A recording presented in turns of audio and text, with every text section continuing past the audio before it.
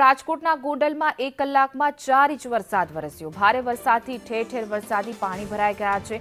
નીચાણવાળા વિસ્તારોમાં વરસાદી પાણી ભરાયા છે। પ્રી મોન્સૂન કામગીરીની વરસાદે પોલ ખોલી નાખી છે। ગોંડલ રાજકોટ હાઈવે પર વરસાદી પાણી ભરાઈ ગયા છે। આશાપુરા, લાલપુલ, ઉમવાડા વિસ્તાર પાણી પાણી થયા છે। ખોડિયારનગર અંડરબ્રિજમાં પણ વરસાદી પાણી ભરાઈ ગયા છે। તો ગોંડલમાં પણ પ્રથમ વરસાદે કંઈક આ પ્રકારની પરિસ્થિતિ સર્જાણી છે। જોઈ શકાય છે ગોઠણ સમા પાણી ભરાઈ ગયા છે।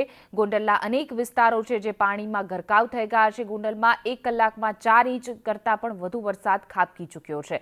ચોમાસાનો આ પ્રથમ વરસાદ કે જ્યાં મેઘરાજાએ એન્ટ્રી કરી છે અને ભારે મેઘ ખાંગા થયા હોય એ પ્રકારના આ દ્રશ્યો છે।